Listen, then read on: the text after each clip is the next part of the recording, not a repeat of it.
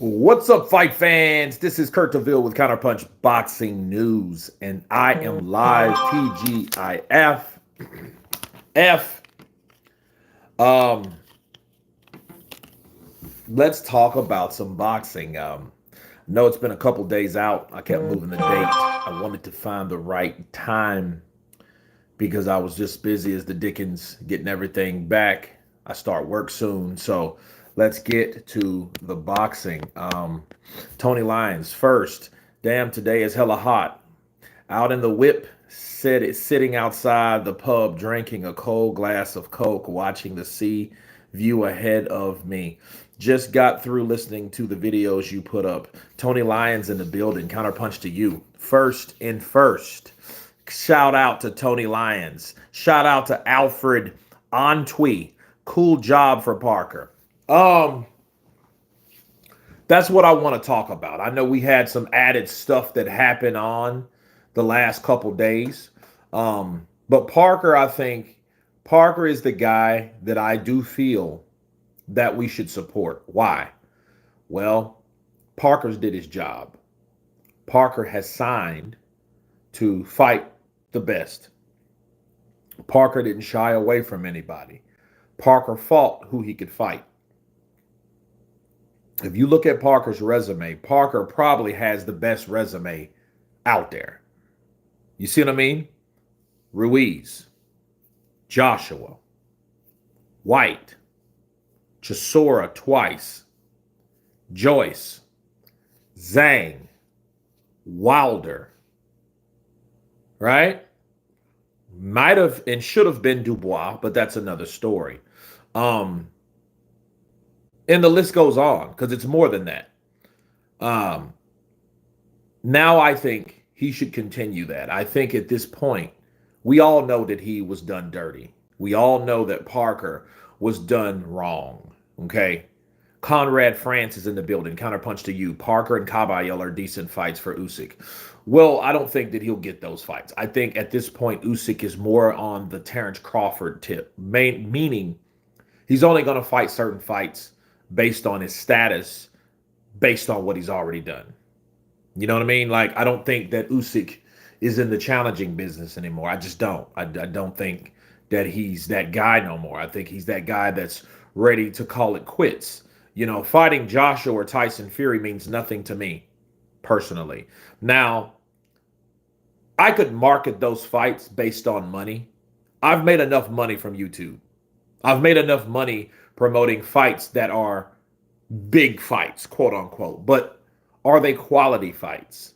Why do you think fights like Pacquiao and Floyd in 2015, why do you think that was so mediocre? Why do you think that fight was just filled with moments and moments of mediocrity? Because it wasn't the fight that we wanted to see when we wanted to see it. You see what I mean? That being said, fights like Fury and Usyk 3, or Usyk and Fury 3, I don't think that fight will be what we think it's going to be. I think the best fight that we saw, we've already seen. We've seen the first fight. I don't think they're going to get any better than that fight. I think they're just wasting their time, spinning their wheels. Sure, they're making a lots of money, you know, fighting again because the Fury fans are going to come on board and they're going to rally and they're going to support Tyson Fury, which they should do. But at the same time, I just don't see those guys doing what they already done. You know what I mean? So, but as far as Usyk goes, that's the type of fights Usyk is going to take. Okay. Bill Keaveney in the building. Usyk versus Fury again, unfortunately. Yeah, he's already said it. If he beats Daniel Dubois, that's the fight he wants, Tyson Fury. You know, because they asked him, who do you want, Joshua or Fury? He wants Fury. Will Fury give him a better fight? More than likely, because we don't know what type of condition AJ's in, especially after the surgery, especially after the inactivity. We don't know what he's going to do. I think Parker needs just chilling in the end of this year. He is going to fight the undisputed champion. Ajagba is high on the WBC rank. He needs to fight Kabayel. Well, that could happen. I would like that fight to happen. I would love to see Efe Ajagba in there with someone like Kabayel, because then we can see what Kabayel can do with someone tall and rangy. I think that's a challenge for Kabayel. That's a challenge for both, to be fair, because of the styles. But I think Kabayel is the guy that's known to break these guys down round by round, break them down. He's done that 3 different times. Mark Madoff, he's done that with Sanchez, and he's just recently done that with Zhang, which were very impressive. Can he do that with someone that can move? See, what people don't understand about Efe Ajagba, that dude has improved. Bars. He's improved. And you can't take it away from him. Yeah, we got so sick of Efe Ajagba. I know I did. I got so tired of Efe Ajagba riding the back of AJ's name, which he's starting to do again, that it was just stupid. It was like, okay, are you rallying a fight for AJ, or are you just talking shit about AJ just because? Are you doing it for clout? Of course you are. Are you doing it because, you want people to acknowledge you being a Nigerian? Of course you are. But then there was no fight ever made. Right? Jackson Mans, counterpunch to you. Fury wants a third fight. Yeah, Conrad, he does. He wants a third fight. He feels that he deserved a third fight. Kabayel or Ajagba? You know what? Anissa Mara. I think we need to start a poll of the day.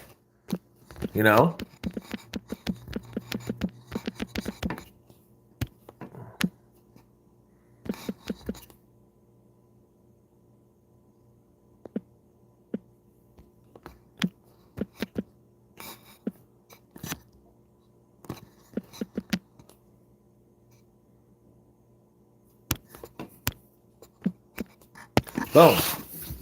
Let's go. Who beat the man that beat the man? I think Parker should fight Hooney next. Great Aussie versus New Zealand fight. They could build it well in Australia, and is low risk for Joe as he waits for his title shot. Well, the only problem, Hooney is fighting Wardley. So he's fighting Fabio.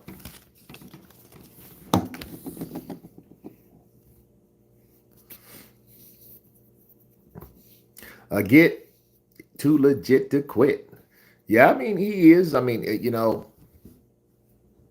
I've noticed a lot. I think what's better is to go with the fighter that's younger. Go with the younger, fresher fighter these days. Now, that being said, what about Daniel Dubois? Sure. Daniel Dubois is a guy that could upset the apple cart. It's just the only problem with it. If you look at the fights that he's had, the most I was probably impressed in was the Jarrell Miller fight.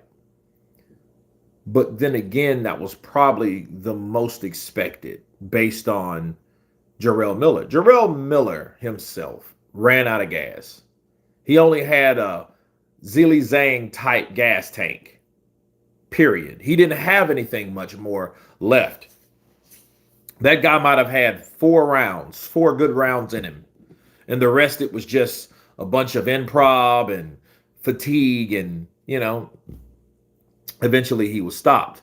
Oscar Henao, hello Kurt, how you doing, man? I'm just sitting in Norway with my bong. Man, the bong days, man, how I do miss them. I'm not gonna lie. Imagine drinking Magic Mine and hitting some good sativa. That feels real good right now. Just can't do it, man. Money calls. So, but no, Miller versus Bakole, who gasses first? That's a very good question. Very good question. I think that would be a banger at this point. And I'm looking at that fight a lot differently now. Jarrell Miller versus Mark Bakole. We were so hyped. I know I was, people. You come on. You guys got to admit, when we saw Mark McCauley destroy Jared Anderson, the first big baby, the younger big baby, when we saw that, we were just sold that, man, this dude is awesome. But what I found out about Mark McCauley is, yes, he's beatable because he can be hit, right? He can be hit, he can be hurt, but now we also learned he can run out of gas. His conditioning sucks. So we learned a lot about him. He just looked like a normal, average fighter that is beatable. And that being said, fighting someone like Jarrell Miller, someone with a good chin too, which I think Jarrell Miller probably has the best chin, him and Andy Ruiz, needless to say. I think they have the best chins in the heavyweight division. You know what I'm saying? I think they do. I think everybody else has, probably Usyk, then Dubois, then someone like, who else? Maybe Efe Ajagba, because Ajagba took a lot of shots from Martin Bakole. But what I learned about Martin Bakole is a combination puncher. He has to put punches together to eventually break you down. I don't think he has one hard shot that'll knock you out. I don't think that. Because, he hit Efe with too many shots, and Efe was beaten or hurt by Guido, right?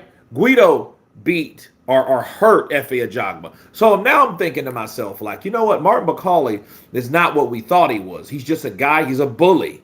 Martin Bakole's a bully. He likes to get in there and chop shots, and you can see how those shots are delivered. You can see how he doesn't wind up on shots. We seen him out of desperation do that, but to no avail against Efe. There was no knockdowns. There was no knockouts. So at the same time, you're looking at it like, okay, how hard can Martin Bakole really punch?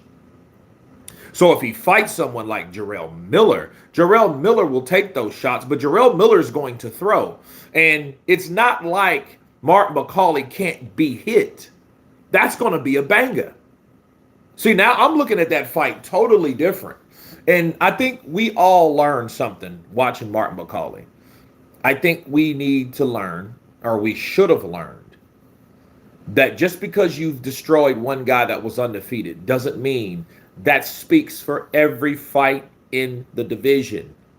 That's why it was so important for Tyson Fury to fight other opponents. That's why it's so important for Alexander Usyk to fight other opponents, because you never know which fighter has your number or which fighters has your number. Look at Deontay Wilder. Now Deontay Wilder looked at as a guy that, oh man, he's got beat by everything and by everybody. Well, you went in there against Zhang, big puncher, good chin. Zhang, he's probably third on that list. I forgot him. So it's probably Jarrell Miller, Andy Ruiz, Zilly Zhang, then Daniel Dubois, then Efe Ajagba, right? Okay, but anyway, moving on. I think that what this is about, true, because Bakole didn't stop Yoka. He didn't stop Yoka. Miller versus Bakole, winner to face AJ. That would be dope. That would be dope.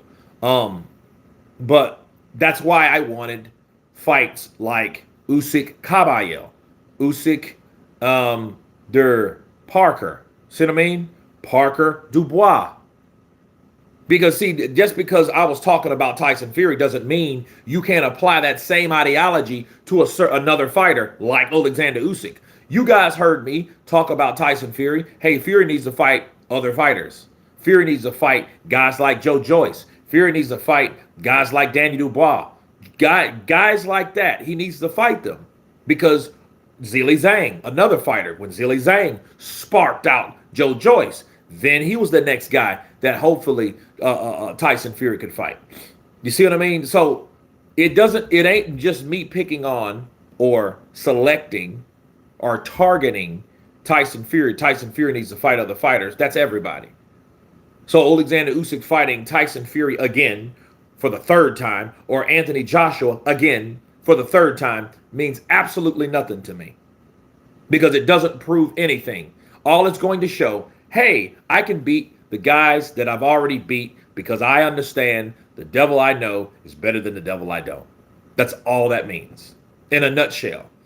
But who didn't know that? Would we be surprised? Would we be entertained? Would we be shocked if he won again against Daniel Dubois? No. That's why I'm not just head over heels for this fight. Now, is it building? Sure, it's building. The fight is building. Shout out to George Fox. Shout out to Don Charles. Shout out to Team Dubois. Shout out to Daniel Dubois trying to rough Alexander Usyk up because he's trying to make something happen. He's trying to make something click or become unglued with Alexander Usyk that hasn't happened before. Will he do it? I'm not sure if he will or not. Fury versus Ajagba would be dope. That would be a dope fight. And then here's the thing. You look at someone like Efe, someone that's coachable, someone that's teachable, someone that appears to be learning based on his last performance with Bakole. Someone like that versus a Tyson Fury now could probably be a disaster for Tyson Fury. Why do I say that? It's because you got dropped by Deontay Wilder, a 215-pound, or was he 209? Was he 209 or was he 215? That size Wilder, okay, in 2018. We know that Tyson Fury can be hurt by Usyk. The question you ask yourself is, can Efe Ajagba punch harder than Usyk? Or does he have the punching power to hurt Tyson? I think that's better. I think that's a fair way to say that. Kurt, you are speaking the truth. Jax Mans, appreciate you, brother. Dad's Army 1234. Parker has been robbed of the title shot. He has, but then this is what I don't want from Parker. This is what I don't want from Parker. I don't want Parker becoming a Dillian Whyte. Right? I don't want him to become a fighter like that. Why? What do you mean, Kurt? Well, Dillian Whyte, when they were fucking over him, yes, that's what I said. When they did him like they did him, he stayed hungry. He stayed protesting. Okay? He stayed fighting. He stayed active. He stayed the can man. And because of that, I think because of how they did him, hello, Mauricio, hello, the WBC, because of the way they did him, that kept him hungry. But once he got paid, he wasn't ever the same fighter. Once he got beat by Tyson Fury, and Tyson Fury finally gave him his opportunity. Really, to be fair, I don't really think Dillian Whyte has been the same since 2020. I don't think he's been the same since he got knocked out by Povetkin. I just don't. Fury layoff is getting longer. It will hurt him while Ajagba is learning a new style. Ajagba is doing a very good job, bro. And see, I looked at Ajagba. Ajagba, this is what happened. He married a beautiful woman. Yes, people forget this. I was paying attention. And Ajagba looked happy. I'm like, because, if you looked at Ajagba 4 or 5 years ago, he looked like a bitter, angry African. That's what Efe Ajagba looked like. He came off like that, his demeanor. He was always kind of... If you look at Efe Ajagba back in the day, his eyes were real low. He looked like he was kind of butthurt, and he looked like he was pissed off about life itself. If you really look at Ajagba, he looked like he was just not a happy person. Who wins, Efe Ajagba versus Dillian Whyte right now? Probably Efe Ajagba. Dillian Whyte has a good jab, though. And Dillian Whyte can crack. And now I look at Dillian Whyte and guys like Martin Bakole. Now I have to renege. I think Dillian Whyte punches harder than Martin Bakole. And what does that mean, Kurt? That means with the chance of hitting someone with something that takes them out of the game, I would give that to Dillian Whyte over Martin Bakole, even though I feel Dillian Whyte and Martin Bakole have unfinished business, and it would be a sin and a shame if those guys never settled the score. Think about what I'm saying. Dillian Whyte called Martin Bakole a PDF file. Right? You guys catch what I'm saying. And they almost fought backstage at some type of fight. I think it was in, I want to say Poland, maybe some place in Europe. They ran into each other, and that's what happened. Marlon Thornell in the building, counterpunch to you. It's great to see Ajagba talking boxing, taking boxing seriously and improving. Ask Skip, no doubt. You forgot Whyte knocked out Povetkin in a rematch. If he wasn't the same, he wouldn't be able to do that. The entire boxing community wanted Fury versus Whyte, including you. Seek and destroy. I wanted Dillian Whyte, first of all, seek and destroy. let me counterpunch you. I wanted Dillian Whyte to get his shot because he's been waiting 3 fucking years. That's no secret. Who didn't know that? However, I'll say this. You're saying that he beat Povetkin in a rematch? Do you really think that's warranted after we all know Povetkin was very badly sick from COVID? That dude was not the same fighter when he fought him the first time, even though Whyte dropped him twice. I know the facts. It didn't matter, though, because when he put Whyte's lights out, I don't think Whyte was the same type of fighter. I just don't. He came in heavier. He came in more unbalanced. Povetkin looked like he was a dead man walking. Come on, bro. He was not the same dude. And Povetkin was not the same dude. That's why they kept pushing that fight, pushing that date back. Because that fight's supposed to happen 3 or 4 months before it actually happened because Povetkin was not well enough. They pushed a dead man in there, bro. Povetkin was a dead man going up against Whyte in the rematch. Whyte looked terrible last time against the Journeyman. I don't think he stands a chance now. He's shot, in my opinion. He may be. But then again, you know what? Give someone the benefit of the doubt. I think he's a nice scrapper, though. Kurt, what about Jarrell Miller versus Martin Bakole now? I think it'll be a good fight. I don't think Bakole hits as hard as we think he does. I think he's just a big dude that's out of shape. He has good style. He's a good counterpuncher still. Then I think in condition, he has a better chin because he did take a lot of shots from Efe. We can't forget that. We have to look at everything. Okay? He took a lot of shots from Efe Ajagba. And Efe Ajagba is known to have power, even though Bakole's narrative was he didn't have power. We all know that's bullshit. Efe Ajagba has power. But Efe was able to take those shots, but so was Martin. Okay, because look what happened when he got off the couch and got hit by Joseph Parker. His ass went down like a tree that just got chopped down, right? Hrgovic versus Kabayel. Kabayel will destroy Hrgovic. Hrgovic is tall. I give him that. If he could keep distance, I give him that. But I don't think he will. I think it will be a fight that will probably end in the 7th or 8th round.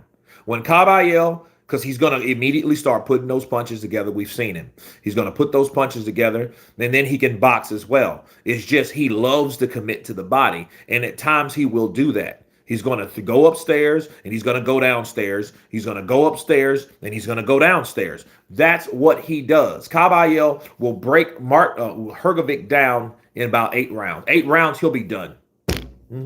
He'll be done. 9 tops. But it'll be a good fight because, see, Hrgovic will fight, and he will throw that 1-2. He will throw that 1-2, and he will throw that damn 1-2. But what's going to happen, he's going to get predictable. That 1-2 is going to get old, just like Danny Dubois picked it up. Danny Dubois picked up the 1-2. He picked up that 1-2. And what's going to happen, Kabayel's going to bop, bop, bop, bop, bop, bop. He's going to keep on him. He's going to time those predictable combinations from Filip Hrgovic, and Filip Hrgovic will get beat. We need to see something from Moses more than the talk. Yeah, but I think I want to see who he fights next. Because I still think people are still trying to do what they did to Errol Spence back in the day, like what Keith Thurman did to Errol Spence. Keith Thurman was like, no, I'm on a different level than that boy. I'm on a different level than that boy. That boy just came out of the contender rankings. And I'm championship. I'm championship status, baby. All right? Because styles make fights, I reckon Dubois could beat Kabayel. He probably could. But here's the thing about Daniel, though. Here's the thing. If Daniel, and this is my problem with Daniel. This may be my problem with that. I hope this is not the problem. If he upsets Usyk, which, would that be a bad thing? I think that should be the next poll. But if he upsets Usyk, what direction would he go? Because at that point, now all the belts are back in the UK. Okay, that's a political statement right there. Now it's going to get very, very political. Things are going to get weird. If Daniel Dubois beats, or if he stops Usyk, because I think that'd be the only way he gets him. If he stops and knocks out Usyk, then he will be the undisputed heavyweight champion of the world from Great Britain. And then when he becomes that way, we'll find out. We'll find out real quick what Frank decides to do and how he will protect them, because I think he's going to try his best to keep them in the UK. Then he's going to try to keep them as long as Daniel's young and strong. You know what I mean? But the problem is, will he be thrown into a rematch with Usyk, a rubber match with Usyk? What's the stipulations of the contract if he does win? Because it's Usyk Dubois 2. It was Usyk Dubois 1. Usyk is the A side in this equation, not Daniel Dubois. I have a better chance versus Usyk than Dubois. Yeah, but see, Dubois will beat you up and sting you and bust you up with that jab.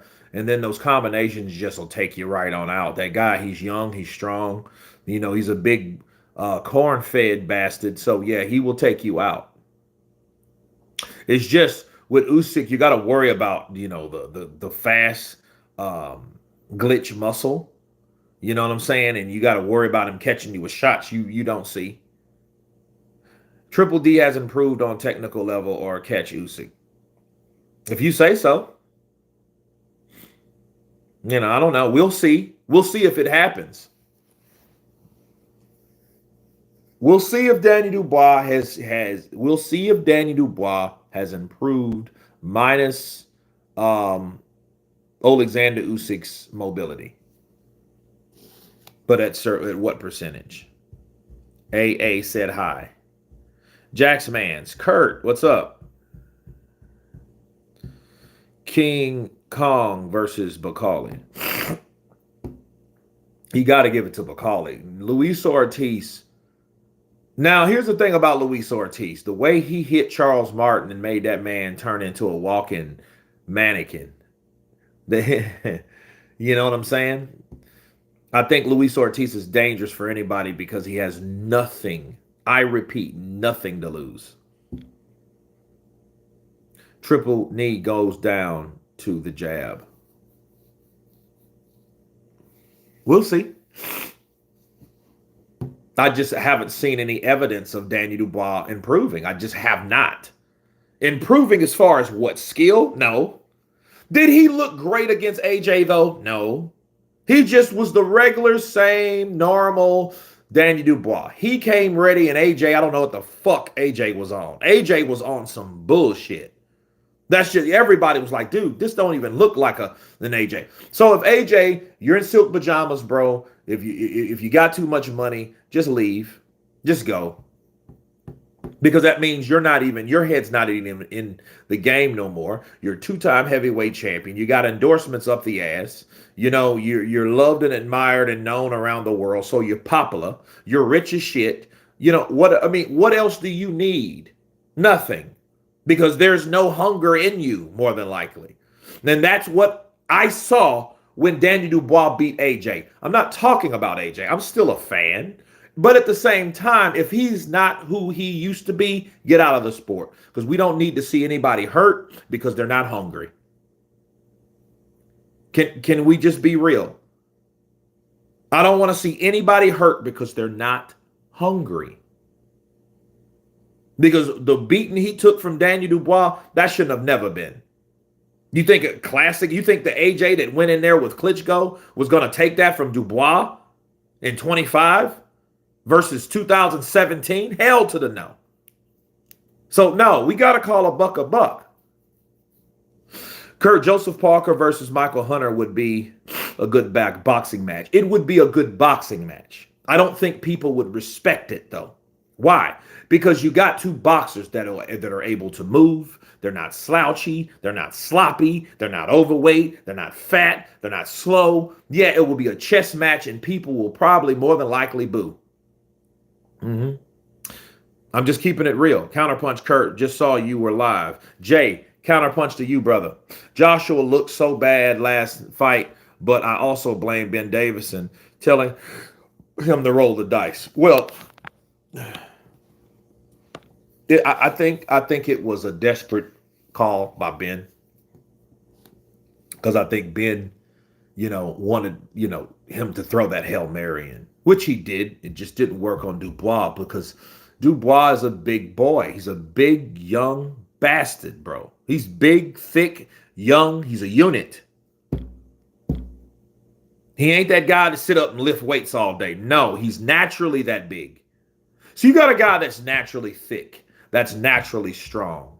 He's going to be powerful than the person that's not. You see what I mean? It's just the way it is. I'm not rating Hunter until I see how he looks against a top fighter. He's been out too long. Ask Skip, that's fair. That's fair, because one thing about Michael Hunter was a sparring warrior. He's a guy that makes a lot of his money from sparring. He gets checks from sparring fighters that are preparing for a fight. That's Michael Hunter. He's been doing that shit for a long time. But you got to do what you got to do in this fight game, right? Kurt, Bakole Jololoff versus Martin Bakole would be interesting. Yes, now it would be very interesting, Jack's man. You know why? Because Bakole Jololoff has footwork. He can move. Anybody that can move can beat Martin Bakole. Shout out to Efe Ajagba. He just showed us how it's done, how you can do it, how you can beat a big counterpuncher like that wants you to go to him. You just don't. You're smart enough not to. Wilder versus Hunter. Jared Anderson and Miller, I feel, would have been good for American boxing. Well, Wilder had his share. Wilder had his time. I don't know what he's going to do for the future, but I know what he's done. He's fought guys that he couldn't beat recently. He fought guys that are on that level. It's fair to say that, hey, maybe he wasn't on that level anyway, but I do think that Deontay Wilder, if he would have fought some of those guys, he would have still been dangerous enough to put some of these guys' ass out. He probably would have knocked out Parker in 2019, to be fair. You see what I mean? Because he was more dangerous. He was more aggressive. Kurt, what about Filip Hrgovic versus Efe Ajagba? Why not? I think that would be a good fight. I don't know who the winner would be, though, to be fair, because Filip Hrgovic is a durable guy. Thin skin, but a durable guy. Efe Ajagba proved that, hey, Efe Ajagba, did you see his face? Sure, minus the bloody mouth and the nose. Okay, other than that, what the hell was different about him from when he came in the ring or when he left out of the ring? Nothing. There was no difference. None. Efe Ajagba looked like his ass just walked out of the end of the ring, walking out. Meaning his skin and everything was intact. We couldn't say that about Martin Bakole. Everybody wanting a payday from Turkey. Yep. Kurt, are you going live on any fights this weekend? Yes, I am. Could a prime Wilder KO Michael Hunter? A prime Wilder could KO anybody, man. I think what people need to understand about Wilder, I think people should understand, if Wilder does not have the punching power anymore, please recognize that he did before. Okay? Give that man his props. Wilder will break every bone in his fucking hand to knock you out. That's a dangerous-minded man there. Because he doesn't care how he hits you. He's going to hit you as hard as he can. Okay? So give Wilder his credit. He could hit. He could punch. Now, I know a lot of that shit was fabricated due to Tyson Fury, but you think he didn't hit Tyson and drop his ass and knock him out? Yes, he knocked out Tyson Fury in the first fight. Tyson Fury admitted that. That ain't what Kurt said. It's what Tyson said. He said, when Wilder hit me, I was out. He was out for about 3 or 4 seconds until he came to. When his eyes were up in the air, the ref, yes, He could have. If that have been Robert Byrd, if that have been Jay Nady, if that have been maybe Bayless, maybe. They probably would have waved it off. It wasn't. It was Jack Reese, and he gives people the benefit of the doubt. That's how it happened. That's how it went. But Wilder can hit. You don't want to get hit by a prime Wilder. Unfortunately, we don't have a prime Wilder right now. We have a post-past relationship, torn, damaged, after ayahuasca Wilder that's trying to get his shit back together Wilder. That's what we have right now. That's the Wilder we have. A Wilder that went through some shit. That's what we have right now. Okay? A 40-year-old Wilder. That's what we have right now. Or nearly 40-year-old Wilder. Let's be fair. Because I remember when I was 39, bro, I was hanging on to that 39 like it was the be all and end all. Hallelujah, I'm 39. Wilder isn't a natural heavyweight. He's not. But at the same time, he's knocking out natural heavyweights. Counterpunch. You see what I'm saying? He didn't have to be 230, 240. Hell, even 220. This dude was like 215. Bow! Knocking people out, bro. Ruiz, Sanchez, Anderson, Hunter, Miller, Anderson, and Dillian Whyte all lose to a prime Wilder. More than likely they would. More than likely they would. And the whole thing, it's nothing wrong with that. You don't have to be a Wilder fan to understand Wilder could punch. That's probably all he could do, but he could punch, and he was tough, and he had a little speed. That right hand could catch you, and you didn't even know it was coming. That's what happened to a lot of those fighters. They find out, oh, this dude can't even box. This is hilarious. Hey, ooh, ooh, bow. That's what happened. That's what would happen to a lot of fighters. We'd love to see Focus Wilder versus Usyk. The last king remains. Nah. Not saying I wouldn't want to see it. I just know it won't happen. It won't happen. I mean, Wilder would have to do something crazy. Wilder would have to knock out someone like maybe Joshua to probably rally the idea. Because it all has to be about, who wants what. He has to convince the public that he is worthy of a fight against the undisputed, undefeated Ukrainian king, Alexander Usyk. He would have to make a case. You see what I'm saying, guys? He would have to make a case. If you don't make a case, a fight shouldn't be made. And why would it be made? Right? Kurt, Daniel Beterbiev versus Agit Kabayel would be interesting. Yeah. When I get off of here, I'm going to watch some more. I was watching Constantine with Keanu Reeves, which it's a movie that I still haven't saw all of. It's crazy. Parker beats Wilder in 2015, though, with all his hand speed there. Parker, I don't know in 15. 15. Because that means Wilder, maybe. Here's the thing. What we do know, that is true. If you can outbox Wilder, you can beat him. That's it. Parker showed us that in 2023, late. If you can outbox Wilder without Wilder hitting you, you'll win. He just proved that to us. But he also proved that Wilder can still get dropped by a big puncher like Zhang. So we've learned two ways that Wilder lost. I think Parker is better today than in his prime.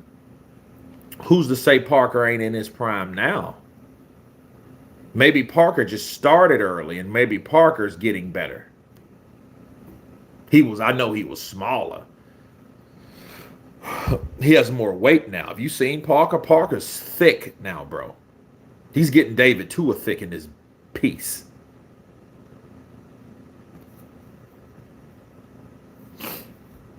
Wilder has no chance against Usyk. His power is gone, and his ability is not the same. Well,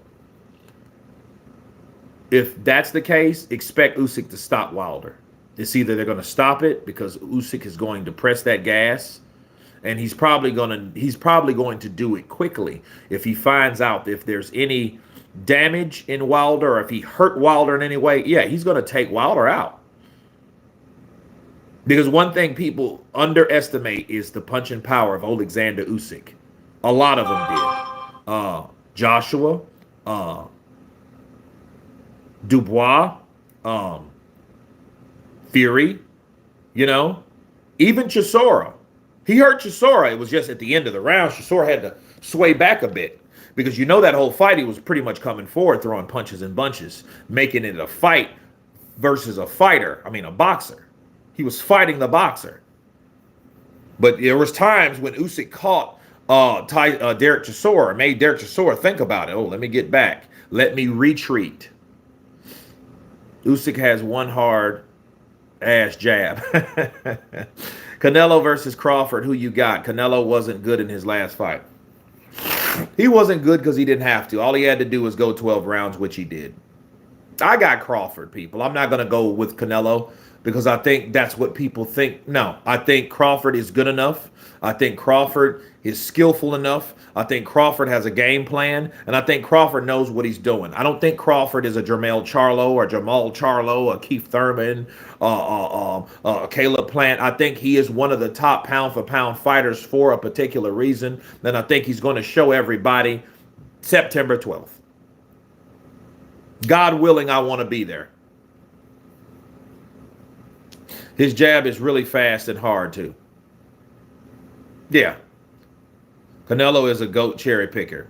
Well, I think he picked the wrong cherry this time, thinking Crawford is going to be a pushover. And what's going to happen, Crawford's going to chop him with shots. He's going to chop him with angles that people forget that Terrence can still do. Which, what'll happen with Canelo, Canelo's going to come in with what? I'm going to save that. I'm going to save that. Kurt, I like Crawford, but worry he can't take Canelo's power. Guess what? Canelo has to land that punch. People said the same shit about Ruiz versus Jones. Yeah. Ruiz versus John the Quiet Man Ruiz versus Roy Jones. And Roy Jones pieced him up, had Norman Stone cussing like a sailor. The blueprint for beating Canelo is already there. Can't say the same about Crawford. Correct. And see, the truth be known, if it wasn't for all the awkward movement that, what's the Cuban fighter name? What's his name? Skull. I mean, he showed in that fight, Skull showed, this is what you do when Canelo comes in with that bolo shot. You counter him before he lands. It'll throw him all the way off, and it did.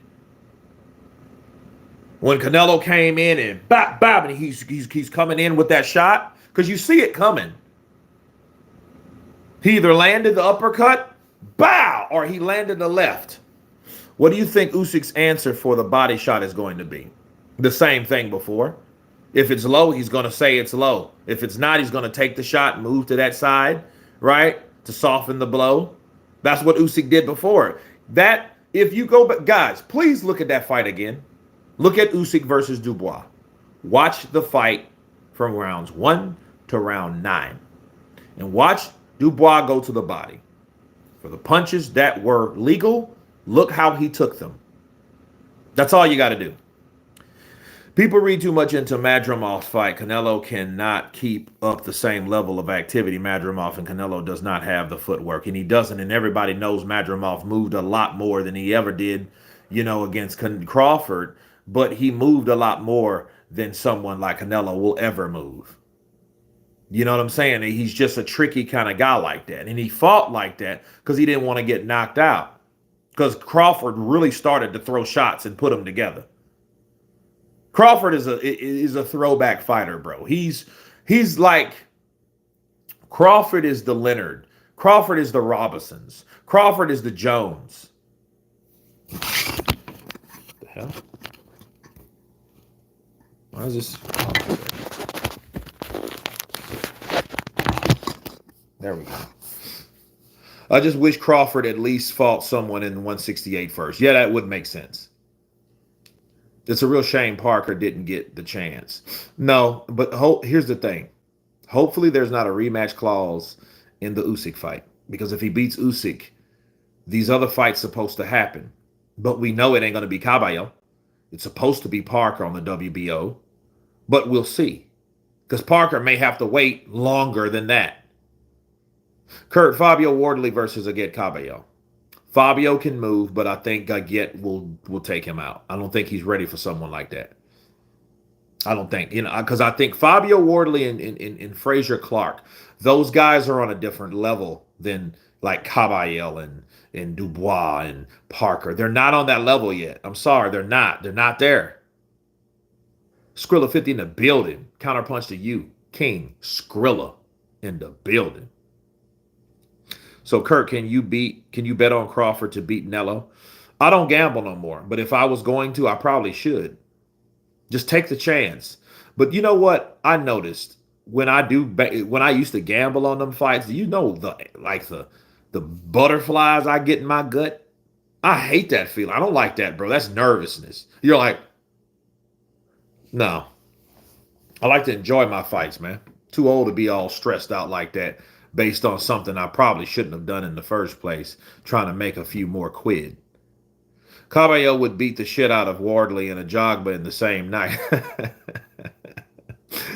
Crawford can win by making it a boring fight. No, I don't think he can. Because, truth be told, Skull and Canelo landed the same amount of punches. I think Canelo landed one more punch more than him, but the perception was Skull ran. We never want to see him again, and that's that. That's all that they said. They didn't really look at, well, damn, who landed the better shots, and it was actually William Skull landed the better shots. It wasn't Canelo. Canelo landed some body shots, but he didn't even really commit to anything to land shit. Has the Bakole ship sailed? If Efe beats him again, I'd love to see him versus Zhang. It would be fun. Be a fun 4 rounds. DeMarcus Hill. Yeah, if he gets beat again, he's through. Nobody will want to see him again. I mean, all that shit he'll say, and then guess what? The sad thing is, hopefully he made enough money with his family by then, because nobody would want to bring him in sparring no more, because he's talked shit about everybody. So no, you can't even get your job B back. So you better make good on job A. I never want to see Skull fight again. Yeah. But yeah, I would like to see him fight Zhang. DeMarcus, I want to see him fight Zhang. Why not? That would be a good fight, though. Jaya Pataya versus Michael Hunter. Oof. Jax Mans, that's a good fight. Honestly, I can't say that. I don't want to say that about my boy Jai, because I think Jai will fight anybody. So I can't say that. I can't, because he's not he's proven that he wants it. He's proven that he's hungry. He ain't never ducked. So I can't say I don't think he will want Michael Hunter. I will say this. I think Michael Hunter is a dangerous fight for Jaya Pataya. I do. Especially if he decides to take the leap of faith and take his ass up to heavyweight. How did Bakole not know the old school rule of not talking about sparring? Well, the question is, how did Nigel bend? Because he did the same shit with William Skull. That wasn't cool for him to talk about the sparring him and his son had with William Skull. Now we know about William Skull. He's not that type of fighter anyway. He's that kind of guy. He's like a Malik Scott. He's like a Hector Macho Camacho Sr. He's those guys that move so much that they make you want to just, kick him. Michael isn't good anymore. Jai could stop him. I don't know if he's not good. I think that's premature to say. But Efe Ajagba versus Joe Joyce, I think that's the way. I think they should both commend each other. I think that fight should be that fight. But I think, honestly, realistically, that fight won't happen, because Perky Alashik is going to expect Martin Bakole, since he has a gift draw, to make that right. And this is the sad part, people. Efe Ajagba may beat him again but he won't win. Let me say that again. Efe Ajagba might beat Martin Bakole again, but not get the win. And I'm going to tell you why. It's the same as any fighter that is mainstream. Any fighter that is projected a money fight. Efe Ajagba, people, you guys know what I said before. Efe Ajagba is a bridger fight. You guys remember the term bridger fight. He's the bridge fighter to another big fight for another fighter. He's not the guy that ever was supposed to be on the other side. He's the bridger fighter. He's the fighter, that fighter should fight before the bigger fight, the AJs and the Dubois or the Kabayels. See, he's a bridger fighter. That's the unfortunate part of Efe Ajagba, because people didn't think that bridger fighter was going to ever be the winner or that difficult. And what'll happen, Martin Bakole will do better than he did last fight. He'll probably still get his ass whooped, in my opinion, and a lot of people's opinion, but he did better. All he has to do, come in better shape, throw more punches, just don't get knocked out, and he'll win a decision. That's the sad part about boxing. It happened with Canelo Alvarez in Triple G 1 and then 2, right? Canelo just didn't run, or he didn't try to box more. He stayed in the pocket, but that fight was just as close as the first fight, and I think the first fight was Triple G's. But what they do, Triple G was what? See? Triple G wasn't the mainstream fighter, even though he had his own following. That's why they really just couldn't rob him in that first fight.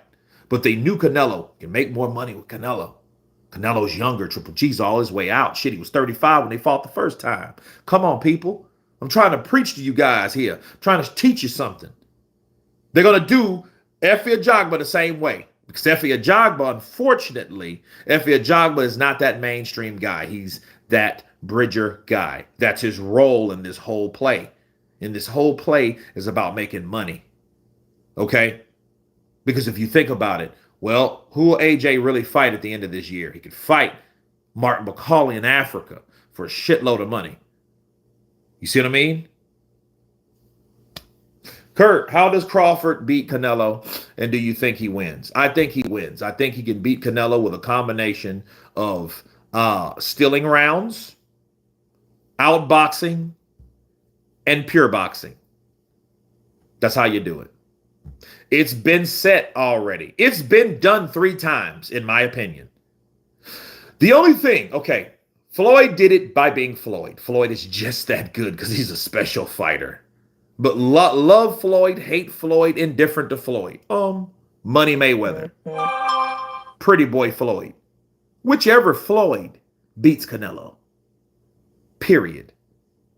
And everybody talk, oh, well, he can beat Floyd now. Yeah, fucking 170-pound Canelo probably could beat a guy that's 46 now, about to be 47 if he's not 47 already. I think he is 47. He is 47, right? Yeah, he could probably beat him now. But that was 11 years ago when they fought. 11. So, yeah, Floyd did it. Lara outboxed him. You know what I mean? But I just think Lara was arrogant enough to think he could win a decision. Idiot. You can't win a decision against the cash cow. Why? Because Lara was what we call a bridger fighter. Think about it. Think about that fight. Think about Canelo Lara. What was the fight that everybody wanted to see? Was the fight? Was that the fight we wanted to see? Canelo versus Lara? Sure. For hardcore boxing fans, no. What was the real fight that was projected, that was planned, that was scheduled to fight? Who was it? Who was the guy that Canelo was deemed to fight before the Lara fight, or after the Lara fight, rather? Can anybody tell me? Let me pick you guys' brain. Do you guys know who the fighter was? Who was the money fight? Pretty boy Floyd beats prime Canelo. Hard to tell. Prime Floyd would beat Canelo Alvarez. He would. Canelo Alvarez, Here's the problem. Pretty Boy Floyd was smaller. No, it wasn't Triple G. No, it wasn't Triple G. No, it wasn't. It wasn't Floyd. Floyd had already fought and beat Canelo by the time Canelo fought Lara. Because remember something. Floyd beat Canelo in 13. Absolutely. Skrilla 50. Cotto. It was Cotto, people. See, Cotto was the fight. See, they fought, actually, they end up eventually fighting in 15. But he fought Lara in the summer of 14. He fought Floyd a year before that. He returned after the Floyd defeat by fighting Angulo Perro. Right? Alfredo. Right? Canelo is too flat-footed to beat Floyd. He wasn't going to do that. You know, he wasn't going to do that. He wasn't. You see, he would have been better going to the body. He would have been better being the Mexican style. He would have been better doing that way, but he's not that fighter. He's more sophisticated than that. He's a gifted counterpuncher. So he has to rely on what a person does in order to counter. The only problem was Floyd was quicker. Floyd was Floyd.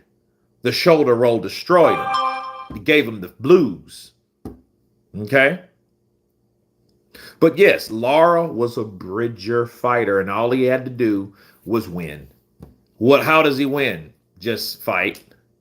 Just fight. You know, he didn't have to be impressive, which he wasn't. He wasn't impressive in that fight.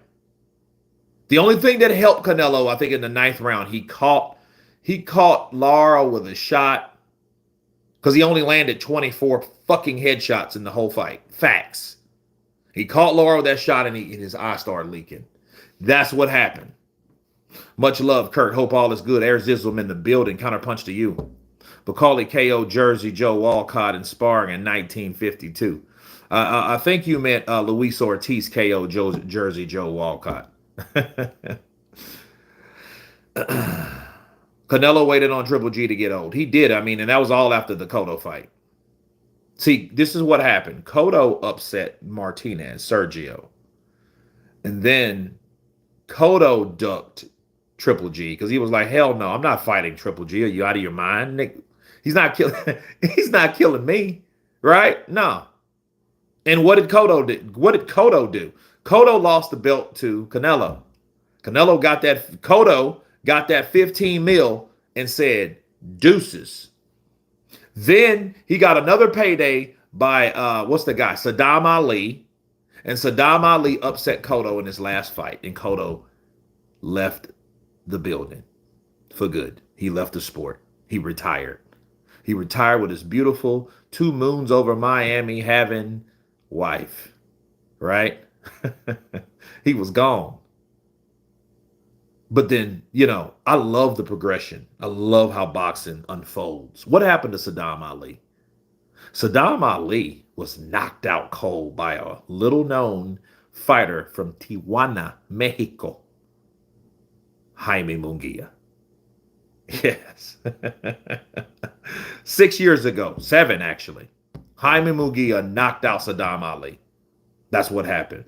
Is Beterbiev and Bivol 3 on? I'm not sure. That's a good question. Kurt, what about Lawrence Akali versus Efe Ajagba? Why not? High on the WBC rankings. But here's the problem. The WBC won't do their job. So they're going to go whatever route makes the most money. So Lawrence Akali is not a money guy. I'm sorry. So Mauricio won't care about any of that. Crawford should copy Mike McCallum style, attack the body against Canelo. He will. He's going to jab to the body. He has to watch counters because it won't be easy for either fighter.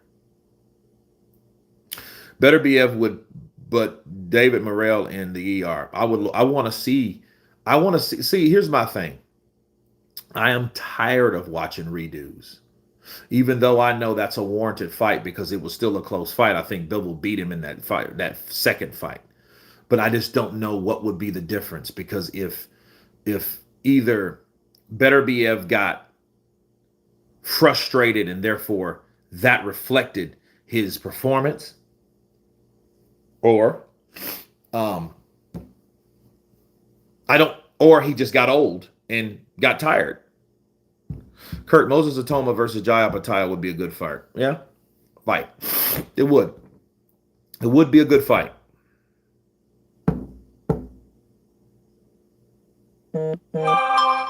But yeah, I would love to see Beterbiev versus a guy like Morrell. And yeah, he would have to knock out Morrell. He would knock out Morrell. Because see, one thing about Morrell and Benavidez, they don't understand. They haven't been in there. See, the thing about David Benavidez, he's a very good fighter, very gifted, very fast, quick combination fighter. And I think he's getting better because he's learning a lot from people like Andre Ward and Roy Jones Jr. and others. But I don't think David Benavidez is the same as he was at 168. And because he's not, we're going to find out real quick what happens when he gets hit by somebody that can actually punch at 175. And I don't mean Morrell. Morrell is not a 175 pounder. He's not. Neither is David Benavidez naturally. They're not. They're fighters that should be fighting where they're at. I do agree.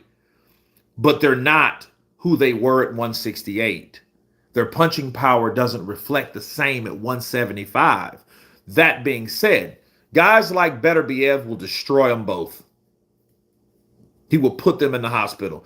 Beterbiev will start hitting and starts catching him with that damn jab of Benavidez. Benavidez will throw those punches, but then he will get nailed with a shot that's going to put his legs in remission. Okay? His legs are going to... Yeah. Bivol is adjusting to Beterbiev's power, it seems. Yes, he is. But the thing is, Beterbiev ran out of gas. But you have to understand, fighting Bivol is understand, it's Bivol, bro. You can't throw punches like that with Bivol, someone that moves like that. Sure, you can throw them if you're an idiot and you just want to throw punches to be thrown them. You have to throw them to actually land. So Beterbiev had to set up shots. He had to be smarter because you have to dictate someone's footwork on when and where and how to throw a shot. You have to time those shots because Bivol was much faster than Beterbiev. So you had to be clever and very selective on how you threw a shot. Bivol is adjusting to Beterbiev's power. Bivol is just a better boxer, can see Beterbiev beating him. Well, he's already beat him. They've both beat each other, though, to be fair. But let me look at Bivol after that fight. Look at Bivol after the first fight. Understand that was no walk in the park for either fighter. So yes, a third fight is warranted, sure, but I want to see other challenges. I want to be entertained. Put Benavidez in there with Beterbiev. And then the winner fights whoever. Then Beterbiev can get one of those belts back and come back with full undisputed. That's what I say. Third fight, the puncher does better. Well, we'll see.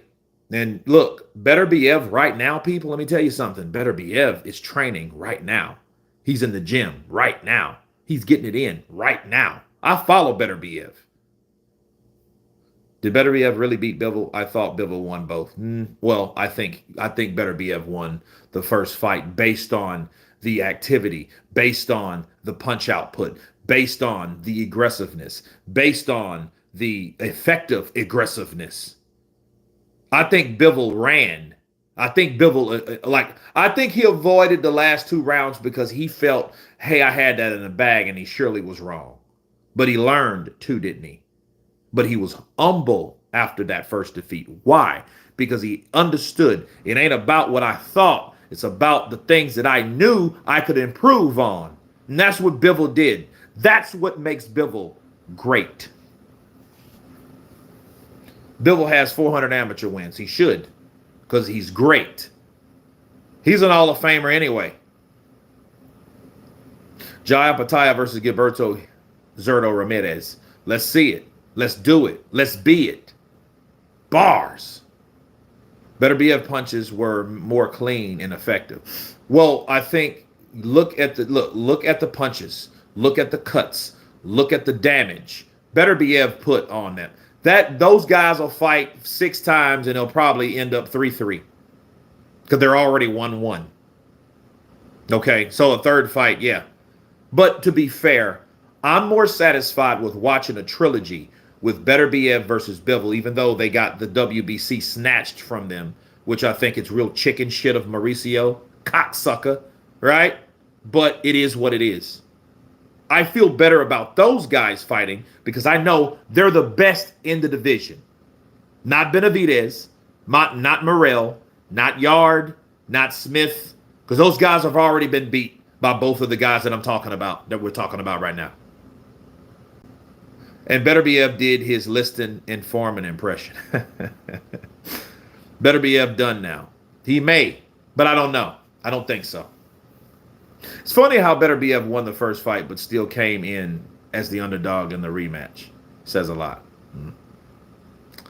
They'll give us a show like Bo versus Holyfield. I think Beterbiev needs to go to the body more, take out the air of Bivol, hurt him to the body. I think he hurt him to the body in the first fight, to be fair. I think it was the 7th round when he hit Bivol, and Bivol went down, and he started backtracking.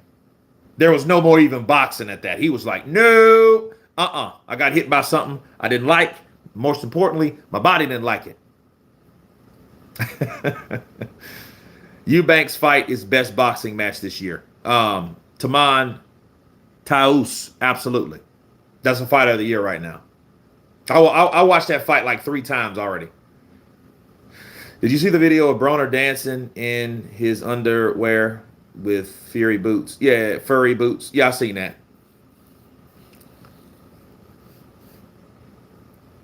Beterbiev was stunned several times in his second fight against Bivol. That stopped his momentum. They will probably be a draw. If they have a draw, bro, I don't want to see a 4th fight. Just let it go. Just let it go, man. Please. So we're looking at 49 votes. 78% says Agit Kabayel wins against Efe Ajagba. Okay.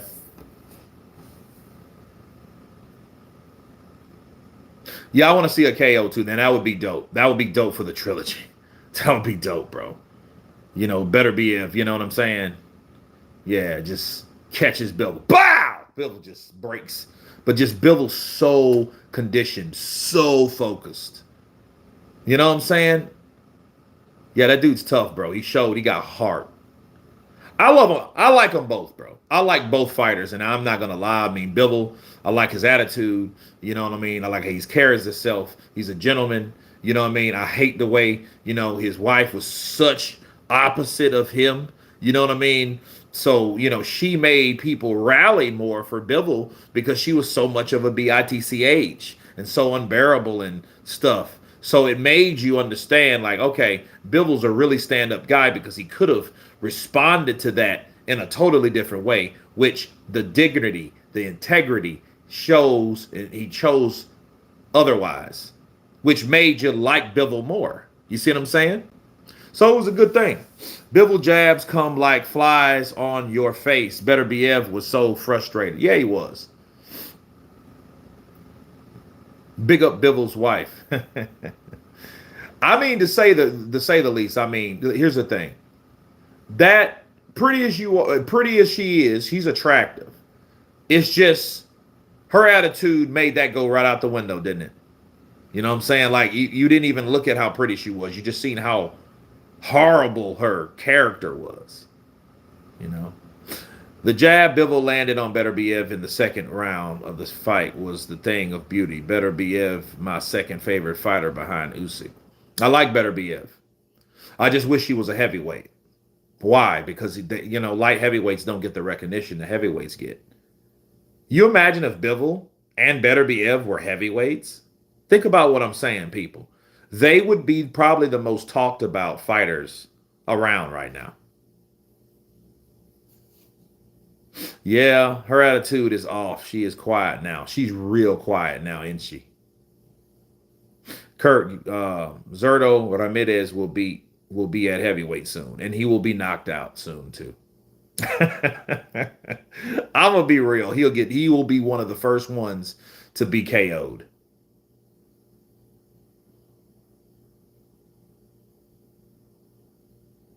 Bivol's jabs were like piston, not flies. I do wonder if it's true that Bivol left her and married some chick in the Middle East. I'm not sure, man. I don't know. I think he was probably tapping something else. That might have been the case. And I think what happened, she either found out about it or whatever, and then she made bitter. I mean, it's always two sides of the story, chum.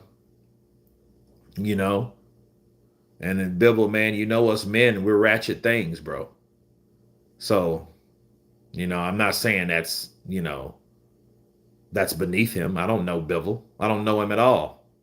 I know how he carries himself in the public, but that don't mean shit. You know what I'm saying? If he was gone like that, working out in shape, you know what I'm saying?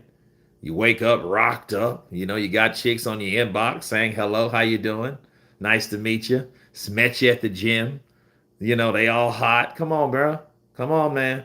Is it true her reaction makes scenes to some degree, but keeps in private? Robin Givens is the worst. Bivol's wife is a Telly Givens recruit. Damn. No, man. I don't know. I have no idea with that. I have no idea. But yeah, she is real quiet since he won. You ain't heard nothing from her, have you? Her claim to fame is over. Bivol is a quarter Korean, Triple G as well. No, Bivol is half Korean, and Triple G is also half Korean, not quarter. Their moms are both Korean, not half Korean, both Korean. It's just Triple G looks like his father, and his brother Max, his twin brother, looks like his mom. That's why his brother Max looks more Asian than Triple G. Triple G looks more, Kazakhstani versus Max. Max looks more Seoul, right? Kurt, who will win, Daniel Dubois versus Joseph Parker now? I don't know. But I don't think that it has anything to do with what's supposed to have already happened, does it? See, you can ask us, hey, who you think will win? I don't know who will win now. I just know what's supposed to happen when it's supposed to happen. Understand that? See, that's a totally different thing. On the night, I think Joseph Parker would have tapped Daniel's ass, and they knew that. They knew that. They knew, hey, if Daniel got the sniffles, he ain't good enough to beat Joseph Parker right now. So they pulled him out over the fucking sniffles. That's what they did. Yes, they did that. They pulled Daniel Dubois out of the fight because of the fucking sniffles. He had a cold. He was under the weather. And they pulled him out because they didn't think that he was good enough to beat Joseph Parker. And that shows you a lot just from having a cold. Man, it's been people that fought with malaria, with the fucking flu, with all types of stuff, and still won. Okay? That wasn't going to stop a fight. That it wasn't going to stop a baby. Baby, you want? No, they didn't want. They dodged Parker because they didn't think they could beat him. Period. Because that wasn't worthy enough to stop that fight at short notice. To get Martin Bakole's big ass laid out by Joseph Parker. Poor Martin Bakole.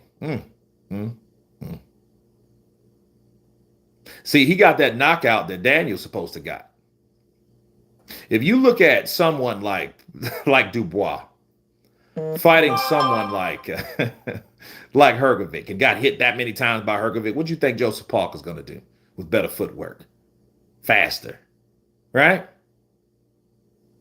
More experienced.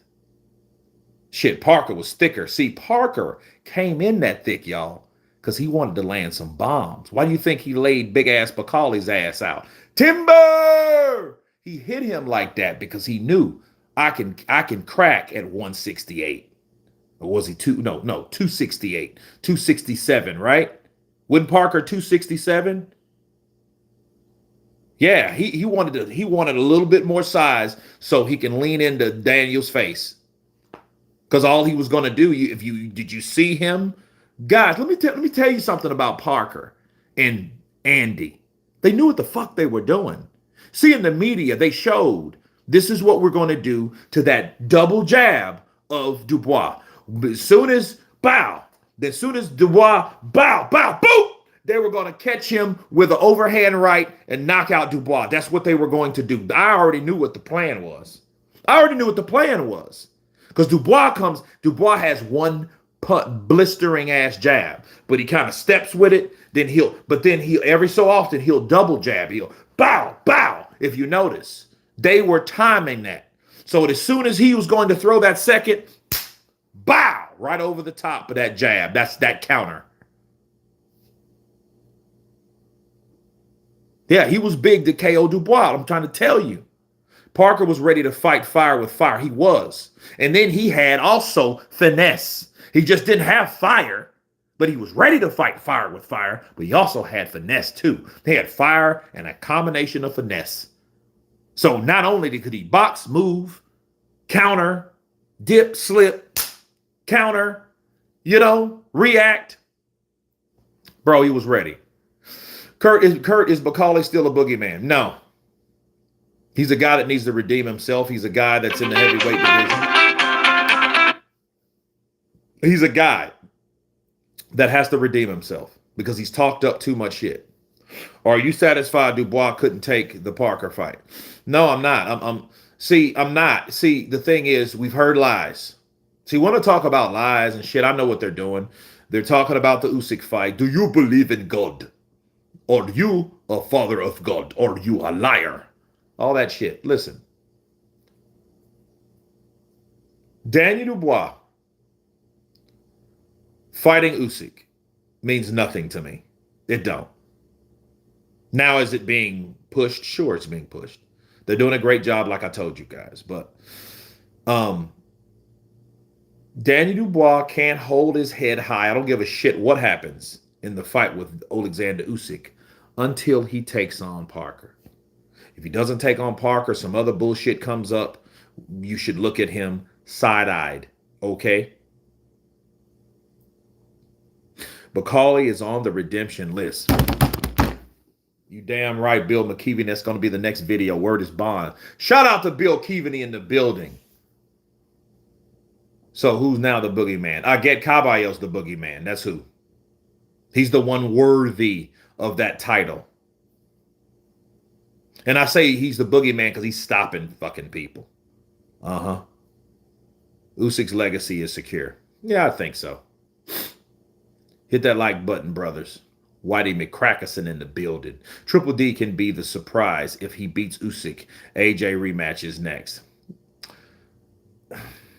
See, but then that'll be the problem. And one thing I do respect what AJ said. Hey, Parker deserves this more than me. Before me. Okay, most importantly, he said before me.